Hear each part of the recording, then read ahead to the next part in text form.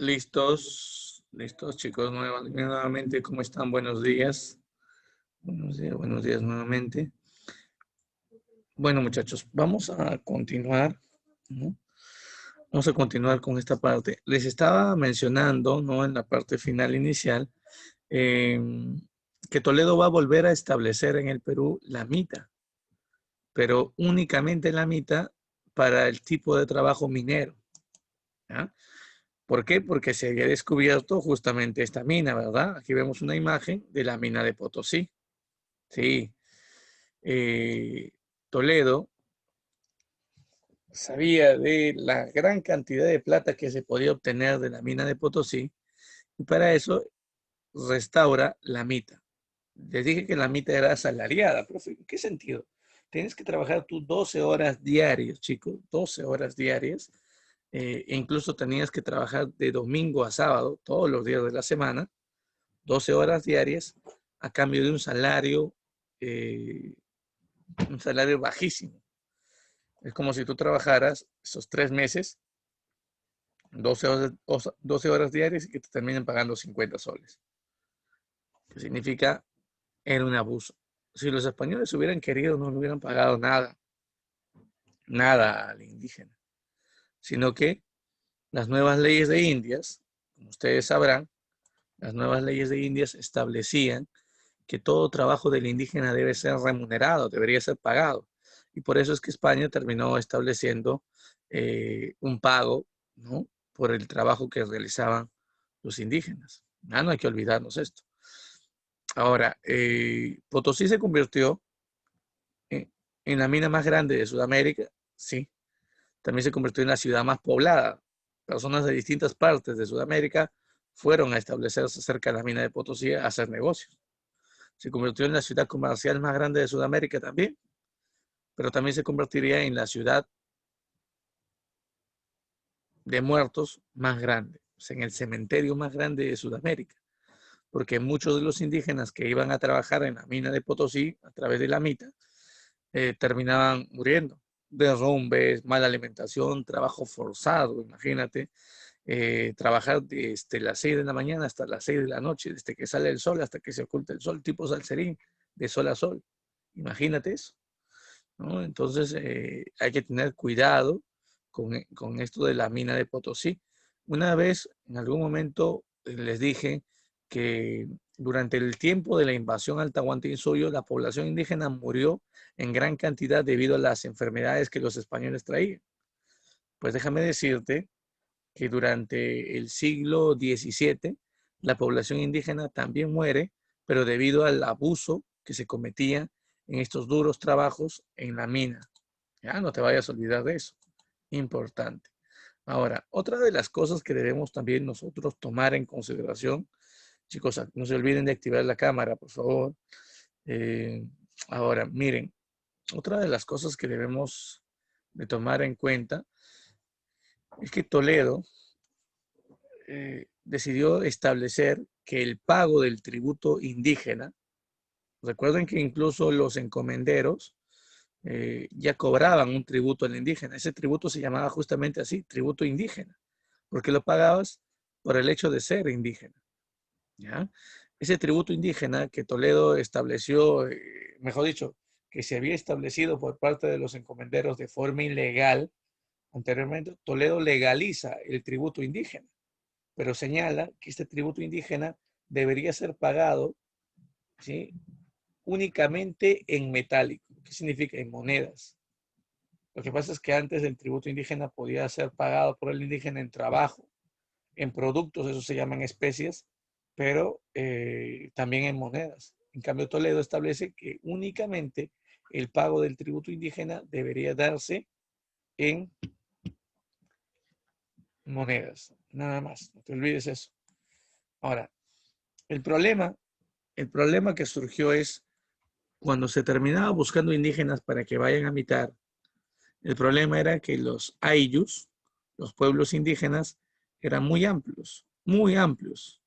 ¿Eso qué significa? Imagínate un distrito, ¿no? El distrito del Agustino. El Agustino era un ayllu y solamente en el Agustino vivían 100 personas, imagínate, 100 personas. ¿no? Entonces, tenías que recordar tú prácticamente todo el distrito del Agustino para poder encontrar dentro de esas 100 personas, para poder encontrar, digamos, a 20 personas para que vayan a mitad. O sea que era muy difícil el cumplimiento de la meta porque los ayllus eran muy amplios, lo cual generaba que se demore más tiempo en ubicar a las personas para que vayan a mitad y también en localizar a las personas para que vayan a tributar, para que paguen el tributo indígena. Por eso es que Toledo lo que termina haciendo es lo siguiente, chicos. Toledo establece una reforma eliminando los ayllus. Imagínate que existía, por ejemplo, un ayllu A, existía un ayllu B, existía por aquí un ayllu C, un ayllu D y un ayllu E. Zonas muy extensas que albergaban a poca población indígena, porque así se organizaba en la época incaica. Entonces Toledo lo que va a hacer es lo siguiente, miren, por aquí hay una mina, muy bien, entonces aquí voy a crear yo un pueblo de indios. Sí, aquí voy a crear yo un pueblo de indios. Profe, una pregunta. ¿Y qué nombres reciben los pueblos de indios? Muy bien, chicos. Los pueblos de indios reciben el nombre de reducciones, no te olvides. Los pueblos de indios reciben el nombre de reducciones. Pero ¿por qué se llama reducciones? Porque son pequeñas extensiones de territorio. ¿Qué significa? Toledo, ¿qué es lo que hizo? Y a toda la población indígena que vive en este ayllu, lo voy a enviar a vivir a esta reducción. Todos los que viven en el ayllu B van ahora a vivir en la reducción que está aquí. Los que vivían en el ayllu C, todos los indígenas, ahora van a vivir en esta reducción. Los que vivían en el ayllu A también, los del ayllu D también. ¿Qué significa? Concentró, agrupó a la población indígena que vivía dispersa y en grupos reducidos en los ayllus, en pequeños pueblitos de indios llamados reducciones. Curiosamente, las reducciones se ubicaban cerca a las minas, cerca a los obrajes o los talleres textiles y cerca a las haciendas. Pregunta, ¿por qué? ¿Por qué las reducciones tenían que estar ubicadas cerca de estos lugares, chicos? Cerca a haciendas, a obrajes o talleres textiles y cerca a minas. Pero piensen a ver por qué, a qué se debería eso. ¿Por qué las reducciones tenían que estar ubicadas cerca de estos lugares? Es fácil, chicos. Estos pueblos de indios, estos pueblos indígenas que Toledo está creando, deberían ser creados cerca a las haciendas, cerca a los obrajes o cerca a los talleres textiles, porque estos lugares serían su centro de trabajo. Por lo tanto, sería más fácil para los españoles movilizar la mano de obra indígena a estos centros laborales si vivían cerca de estos lugares. ¿Me entiendes? Esa es la importancia. Claro, muy bien, Leo. Esa es la importancia. Ahora, hay que señalar también, chicos, hay que señalar también que los que iban a mitad no eran todos los que vivían en la reducción. De los indios que vivían en la reducción o de los indígenas que vivían en la reducción, solamente mitad la séptima parte de la población, soltera y masculina. Las mujeres no. Tenías que ser varón, soltero, y de todos los varones solteros, solamente la séptima parte iba a mitad. Ya no te vayas a olvidar de esto. Entonces, la creación de reducciones se hizo para facilitar la mitad, para facilitar el cobro del tributo indígena, no te olvides, eso es importante. Surgió un problema más aquí. El problema era, ¿ya sabías cómo extraer la plata de la mina de Potosí? Sabían, pero el problema es que la plata siempre salía mezclado con otros minerales. No era plata pura. Toledo buscó la manera de cómo purificar la extracción de la plata. Y eso se logró gracias al uso de la amalgama de azogue. Este es un método que en Alemania había funcionado. Y la azogue tenía la característica de separar la plata y el oro de otros minerales. Y así purificar la extracción de la plata en Potosí. Profe, ¿pero qué cosa es el azogue? El azogue es el otro nombre que se le da al mercurio. Entonces, miren lo que se hace. Se termina utilizando mercurio para poder separar la plata de otros minerales. Profe, está bien todo eso, ¿no? Pero el problema es que ¿dónde van a encontrar mercurio? O aquí en el Perú había mercurio. para buena suerte, los españoles, y de Toledo sobre todo, existía en Huancavelica una mina llamada Santa Bárbara. Y esta mina de Santa Bárbara era una mina de mercurio. Así que Toledo fundó ahí una villa, la Villa Rica de Oropesa, así le llamó. Esta mina de Huancavelica serviría para la extracción del azogue o del mercurio que serviría para purificar la extracción de la plata. Y es así como Toledo logró extraer plata pura, pues, chicos, de la mina de Potosí. Otro de los hechos que Toledo hizo y que debemos recordar es Toledo. Claro, hasta el día de hoy Toledo es una tierra de mercurio. Muy bien, claro, Javier, hasta ahora, ¿no? Tenemos que recordar también, chicos, que Toledo acabó con la rebelión de los incas de Vilcabamba, venciendo al último inca de Vilcabamba. Claro, tú lo conoces, Túpac Amaru I. Fue capturado, ejecutado, recuerden que lo descuartizaron, y que surgió después de su muerte el mito del Incarre que ya conocemos. Todo eso hizo Toledo. Ahora que ya conocemos la reforma de Toledo, vamos a conocer la sociedad virreinal. En el virreinato la sociedad se caracterizaba por ser, en primer momento, racista, chicos. Claro, por el color de piel te terminaban juzgando. Obviamente un blanco tenía todos los derechos, un indígena tenía algunos derechos y un negro no tenía ningún derecho. Así, así suene duro, no frío y todo lo demás, como tú quieras decirlo, la sociedad era extremadamente racista. Es cierto que el concepto de racismo va a surgir recién en el siglo XIX, pero la sociedad practicaba este racismo. Ahora, era jerarquizada, sí, porque van a haber grupos sociales con mayor y con menor jerarquía, con mayor y menor estatus social. Y la sociedad en este tiempo era religiosa, pues chicos. El 80 al 90% de la población que vivía en el virreinato era católica. Prácticamente todos eran católicos, imagínate. Por eso es que ahí van surgiendo diversas creencias en santos, vírgenes, procesiones, ¿no? Incluso el culto al Señor de los Milagros surge en este tiempo, ¿no? Presencia de Fray Martín de Porres y Santa Rosa de Lima en el Perú viven en este tiempo. Se dan cuenta, la sociedad es totalmente religiosa en este tiempo. Y la sociedad era segregacionista. ¿Qué significa esto de segregacionista, profesor? La ley decía bien claro que el blanco, negro e indio no pueden vivir juntos. Esa era la ley.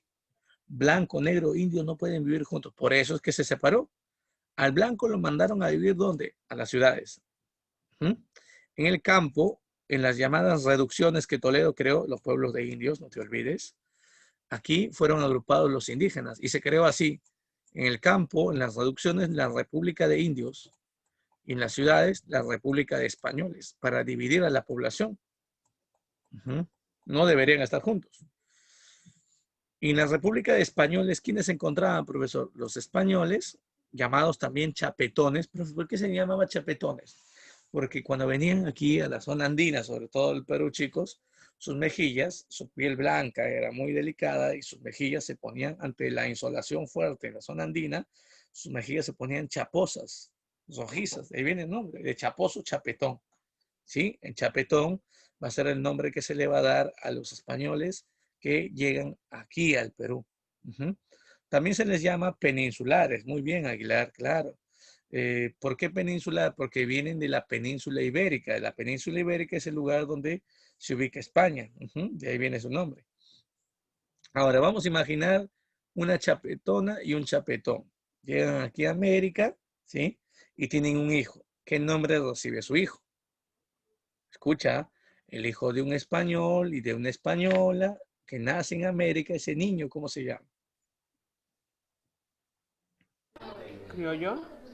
Muy bien, Ayala, muy bien, excelente, claro. Viene a ser el criollo.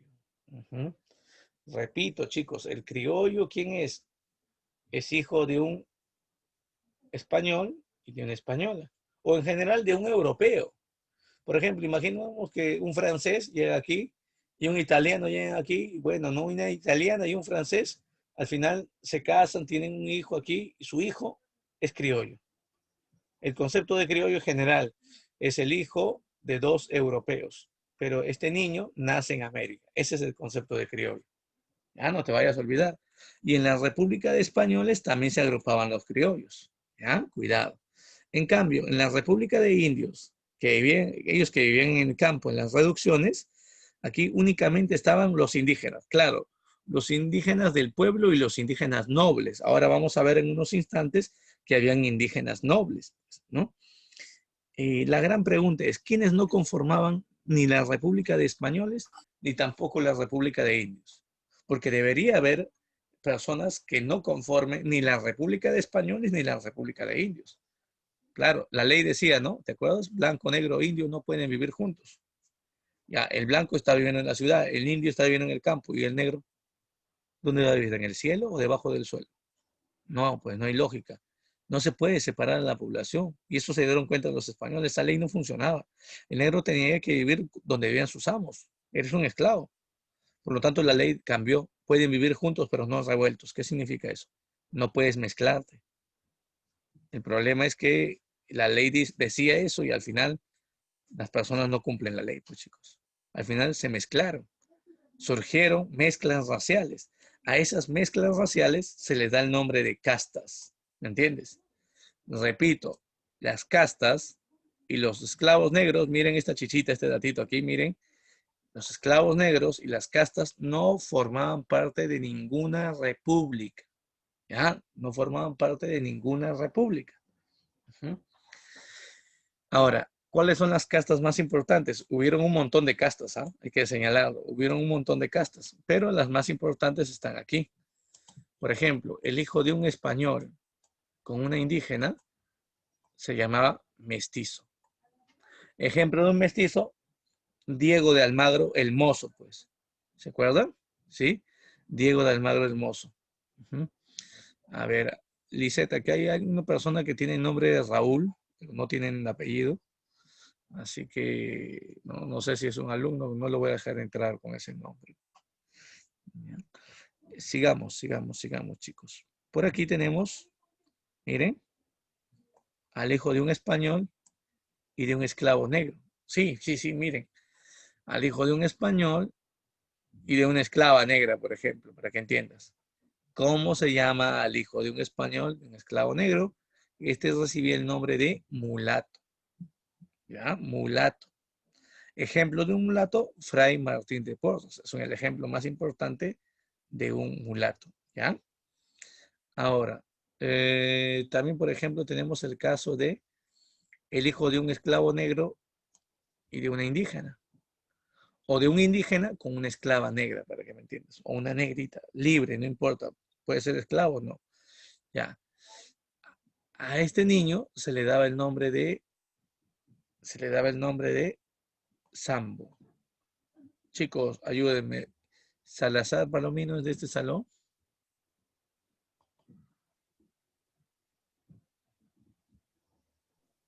Sí.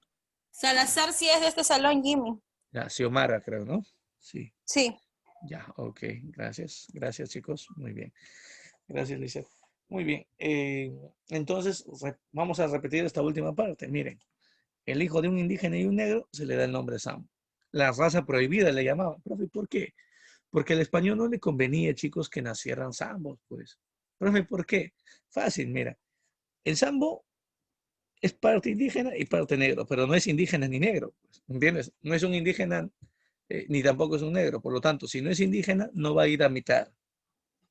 ¿Me entiendes? No paga tributo indígena.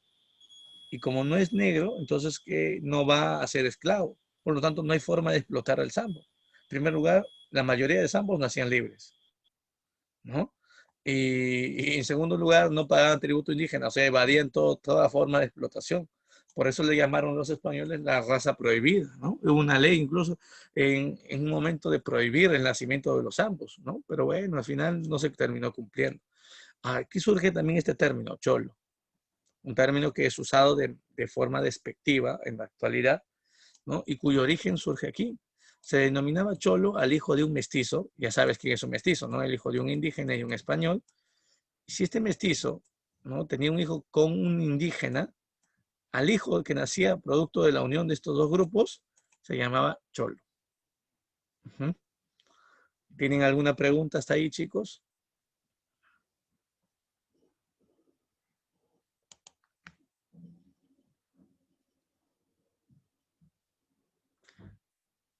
Miren, vamos a recordar que estas son las castas más principales.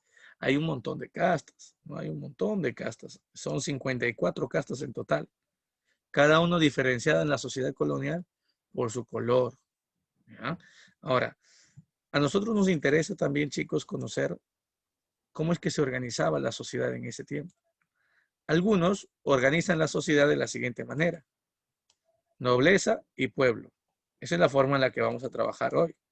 Pero te digo algunos, ¿por qué? Porque hay algunos libros donde hablan de un tercer grupo, la clase media. Hablan de un sector llamado la clase media aquí. Profe, ¿y quiénes conformaban la clase media? Los españoles y criollos. Profe, ¿quién es un criollo? Chicos, ¿se acuerdan quién era un criollo? Hablo de español y criollo, pero de repente no ha quedado claro quién es el criollo. A ver, ¿quién es el criollo? Hijo de españoles que nació en América. Muy bien, hijo de españoles o europeos nacidos en América. Muy bien, ese es el criollo. Ya, aquí encontramos entonces, muy bien Pérez también, muy bien. Aquí encontramos españoles y criollos que no son nobles, ¿ya? Sobre todo se dedican aquí a ser profesionales o grandes comerciantes. Aquí están en la clase media. Ya, pero nosotros vamos a solamente manejar la sociedad para que sea más fácil para ti, agrupado en dos grandes clases: la nobleza y el pueblo. Ahora, ¿cuántos tipos de nobleza hay? Por las flechas nos damos cuenta que son 3 tipos de nobleza. Entonces, hablemos de la primera forma de nobleza, la llamada nobleza peninsular. También utilizamos ya este término. Peninsular se refiere a aquellos que llegan de la península ibérica, o sea, de Europa, de España. Muy bien. Entonces, aquí están los españoles, claro. También se les da el nombre de chapetones, no te olvides. Este grupo llamado nobleza peninsular, chapetona o española, tenían derechos como por ejemplo el de asumir cargos de gobierno. Profe, ¿asumir cargos de gobierno? Sí, chicos. Ellos podían llegar a ser virreyes. El virrey es la máxima autoridad en el virreinato, ya lo vamos a ver de aquí 2 semanas. También podían llegar a ser oidores. Profe, ¿quiénes son los oidores? Los oidores son los jueces, ¿sí? Y estos jueces trabajan en una institución conocida como las audiencias. También podían tener derecho a estudiar en las universidades y en los colegios mayores. Profe, los colegios mayores son como la secundaria, para que me entiendas. Y ya en el último tema de virreinato, vamos a hablar cuáles son las universidades. Hay 4 universidades aquí. La primera es San Marcos, la más importante. ¿No? Aquí tenemos el otro grupo de nobleza, la nobleza indiana. Profe, indiana. Recuerden que el término indiana viene de Indias. ¿Te acuerdas que Colón creía que había llegado a la India y murió pensando así? Pues los españoles todavía seguían llamando a este continente como las Indias occidentales. Y ahí viene el nombre indiana, hacia la opción América. Por lo tanto, también se le llama nobleza americana. ¿Quiénes son? Los hijos de europeos nacidos aquí en América. La respuesta, criollos.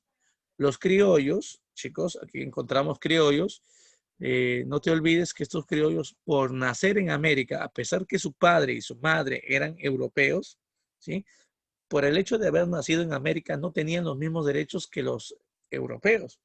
Profe, ¿en qué se diferenciaban? Por ejemplo, ellos no podían estudiar en universidades, tampoco podían acceder a cargos de gobierno de alto nivel, no podían ser nunca oidores, virreyes o corregidores, jefes de provincias o corregimientos. A lo mucho que ellos podían acceder es a trabajar como comerciantes, controlando sobre todo el comercio en el Callao. Eso lo vamos a ver la siguiente semana. Ahora, ellos podían estudiar sí en los colegios mayores. O sea, sí había un nivel de enseñanza intermedia para ellos. Ahora, aquí hay algo que muchos nosotros olvidamos y confundimos. No vayas a pensar que todos los españoles que llegan aquí y que todos los criollos forman parte de la nobleza. No, como le decía, así como algunos manejan una clase media y ponen aquí a criollos y españoles, también hay españoles pobres, también hay criollos pobres, pero son obviamente la minoría. La gran mayoría de estos se ubicaban ¿dónde? En la nobleza. Ahora, También hay otro grupo de nobles que vienen a ser los nobles indígenas. ¿Profe, nobles indígenas? Sí, chicos, aquí sobre todo ubicamos a quiénes, a los caciques. Profe, ¿quiénes son los caciques? Los caciques son los antiguos curacas de la época inca. ¿Qué significa? Nobles de origen inca que van a encargarse de controlar y ayudar en el gobierno, sobre todo de la población indígena aquí en América. Ahora se les da el nombre de caciques. Antiguamente recibían ellos o sus ascendientes, sus padres, sus abuelos, recibían nombre de curaca en la época inca. ¿Cuál es el beneficio de ser cacique? No vas a mitar, tampoco vas a pagar tributo indígena. ¿Qué es lo que vas a hacer? Vas a encargarte de ayudar al español, al corregidor, a cobrar el tributo indígena y a organizar qué personas de cada reducción o de cada pueblo de indio van a tener que ir a mitar. ¿Me entiendes? Esa es la tarea que viene teniendo sobre todo un noble indígena. Prácticamente la nobleza indígena, los caciques van a ser utilizados como intermediarios para poder controlar a la población indígena aquí. Y chicos, ellos también podían estudiar, claro, ellos estudiaban en unos colegios llamados colegios menores, que es algo así como un nivel básico de enseñanza, es como la primaria, para que me entiendas. Hay un cacique muy importante, es José Gabriel Condorcanqui, más conocido como Túpac Amaru II. Él vestía como español, hablaba, por ejemplo, para que me entiendas, hablaba quechua, su lengua madre, que era indígena, pero siendo noble, accedió a un colegio menor llamado San Francisco de Borja en el Cusco, donde recibió la enseñanza del latín, así como también del español. Por lo tanto, hablaba 3 idiomas. Imagínate, los caciques tienen derecho a tener esclavos, tienen derecho a montar a caballo, tienen derecho a vestir como español, a tener el cabello largo, que era el símbolo de la nobleza. Esos privilegios únicamente lo venían teniendo la nobleza indígena, principalmente los caciques aquí, para que entiendas. Pero así como habían indios nobles o indígenas nobles, la mayoría de indígenas están aquí, eran indios pobres. Pues. Los que tienes que recordarte, ¿no? Para la siguiente semana sobre todo, vienen a ser ellos, los indios de cédula. Eran aquellos indios que vivían agrupados en estas reducciones. No te olvides que las reducciones eran los pueblos indígenas que Toledo terminó estableciendo aquí. Ellos eran los únicos obligados a ir a mitar. Eran los únicos también obligados a pagar el tributo indígena. Y también eran los únicos obligados a comprar los repartos mercantiles. Profe, ¿qué cosa era un reparto mercantil? Los repartos mercantiles, chicos, eran productos que los españoles compraban al por mayor de segunda mano, mayormente de Europa, que llegaban aquí al Callao, y estos los repartían a la población indígena, y una vez que la población indígena recibía ese producto, el español le decía, págame tanto, y vendía de forma abusiva, obligada. En ningún momento le preguntaba al indígena, oye, ¿me quieres comprar? Simplemente te daba un producto y luego te obligaba a que pagues el precio, un precio, por cierto, altísimo. Es un abuso total. Si nos damos cuenta, el corregidor se va a convertir en el principal abusivo de la población indígena en este tiempo. Esta venta, llamada repartos mercantiles, va a ser una de las formas de explotación más grandes que los corregidores van a establecer aquí. Y vamos a hablar de esto también más adelante. Y vamos a darnos cuenta que debido a este abuso, los indígenas se van a terminar rebelando en número, sobre todo durante el siglo XVIII. Y también tenemos que recordar que estos indígenas, llamados indios de cédula, que viven en reducciones, son obligados a mitar. Hay varios tipos de mita. La mita que crea Toledo es la mita minera, pero luego se comenzó a establecer la mita obrajera o la mita textil. En los talleres textiles el indígena tenía que mitar. La mita de plaza, como albañil, trabajaba construyendo plazas, casas, viviendas, veredas, el indígena. Pero también está la mita de pongo, o sea, trabajar en la casa de un español como sirviente. Lo que pasa es que habían algunos españoles que eran racistas y que no contrataban esclavos negros, no tenían esclavos negros en su casa.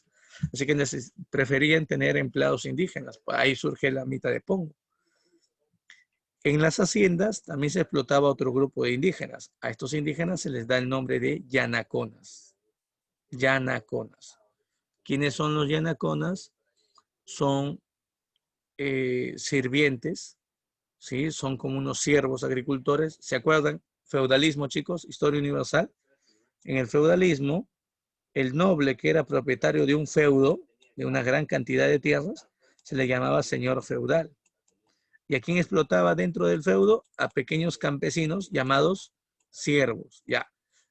España trae ese sistema de explotación feudal aquí, solo que ya no se le va a llamar feudo a estas grandes extensiones, se le va a llamar hacienda. ¿Sí? Se le va a llamar hacienda.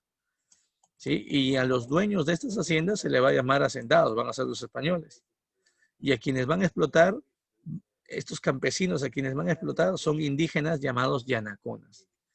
A cambio de un lugar donde vivir en la hacienda, estos yanaconas tienen que trabajar gratis para el hacendado, cultivando sus tierras. ¿Ya? Esa es la tarea de los yanaconas, por ejemplo. Hay otro grupo de indígenas que son explotados en menor número, como por ejemplo los mingados.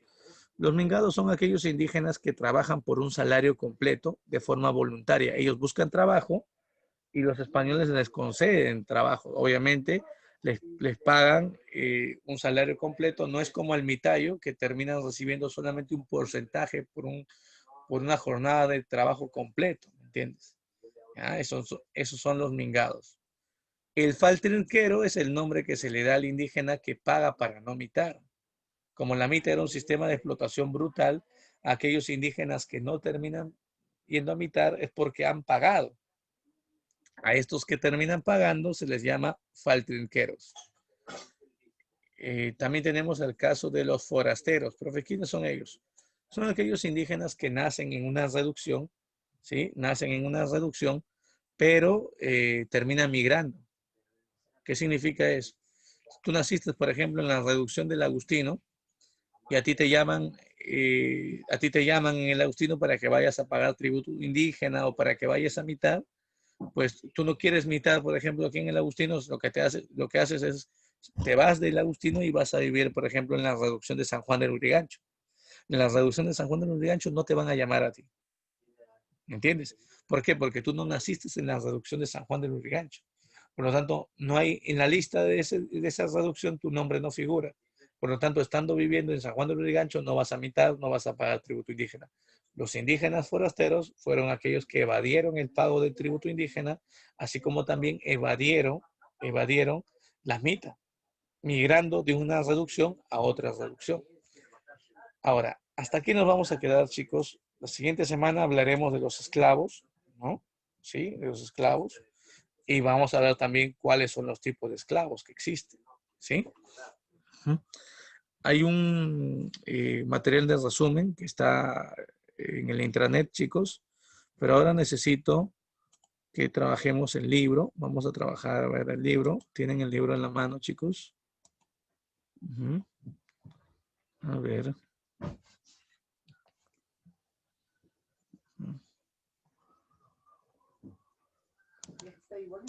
Hay un persona, a ver. Hay una persona que está aquí. Quispe, ¿es de este salón? Sí. Chicos, Quispe. Quispe Tenorio. Tenorio. Sí, Quispe Tenorio, ajá. Tenorio, sí, ¿no? Sí, sí es del aula. Ya, recién se está conectando o se habrá salido, no sé. Ya lo acepté. Ya, yo converso con él. Ya, Jimmy. Muy bien, chicos. Vamos a la pregunta número 1. La pregunta número 1. A ver, vamos a proyectar aquí.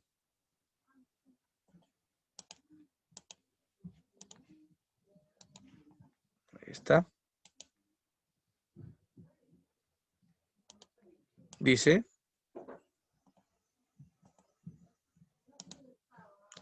clase media, ¿no? Que estaba conformada por españoles y criollos que no tenían tributos o títulos nobiliarios. De los siguientes grupos, ¿cuál era de la clase media? ¿Está? A ver, ¿cuál de estos grupos creen ustedes que formaban parte de la clase media? Claro, muy bien, Aguilar. La clase media estaba conformada por profesionales, pues. Ya está, muy bien. La respuesta sería la de 2. ¿Qué fueron las reducciones, chicos? Toledo creó estas reducciones. ¿Qué cosa eran? A ver, desconcentración de indígenas, no, más bien era concentración de indígenas en pequeños lugares, pequeños pueblos de indígenas. La respuesta sería la B. Muy bien, muy bien, muy bien. Ajá. Excelente. 3. El mestizaje racial fue muy variado en la colonia. ¿Cuál era el resultado de la unión entre un mestizo y una india? Fácil. La respuesta se llamaba cholo. Muy bien. La población negra esclavizada en la colonia, generalmente en la costa, era empleado en trabajos agrícolas, en haciendas. ¿Ya? Entonces la respuesta aquí sería la A. Los negritos eran usados en las haciendas, ya que no servían para el trabajo en las minas, allá en la zona andina. Les daba soroche. Y eso es cierto, chicos. La morenada representa ese momento. Hay un momento en el cual los danzantes van sufriendo, ¿no? Un tambaleo, eso representa el soroche que viven los negros en este tiempo, en el trabajo en las minas. 5. Dentro de la República de Indios, era el sector considerado como una nobleza por estar al servicio de los intereses del Estado español. Sector indígena, pero noble. Ya, muy bien, Munive, excelente. Paucar, muy bien. Los caciques, listo. 6. Los principales puestos públicos o cargos políticos en la colonia eran reservados ¿a quién? ¿A las castas mezclas? No, pues las mezclas raciales, no. Tiene que ser un grupo de nobles, ¿no? ¿A quién se les reservaban los principales cargos de gobierno aquí en el virreinato? Muy bien, Leva, muy bien, Paucar, a la nobleza peninsular, a los españoles, pues, ¿no? A los nobles españoles. 7. Nobleza indiana estuvo conformada por ¿quién? Indiana, recuerden que Indiana viene de Indias, América, como se le llamaba también Indias en ese tiempo. ¿Quiénes conformaban esa nobleza indiana? Claro, los criollos. Sí, recuerden, los hijos de españoles nacidos aquí en América. Listo, chicos. Muy bien. Ahora vamos al temático, pero todavía no ingresen. Ya, ahora sí pueden ingresar a su temático.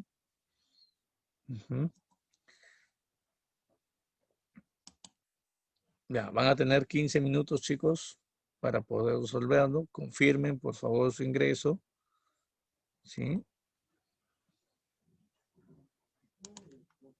A ver.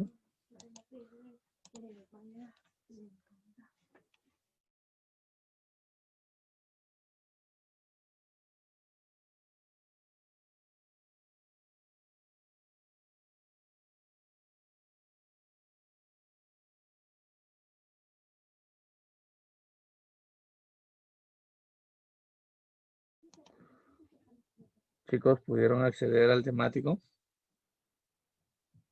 Sí, profesor. Ok, gracias. Listo, chicos.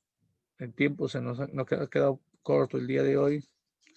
Ya, la siguiente semana nos vemos. Cuídense bastante. Sean honestos en su temático, sobre todo. No se olviden poner sus apellidos. Primero el paterno, después el materno y después sus nombres. ¿Ya? Cuídense bastante. Buen día. 15 minutos. 10:15 termina.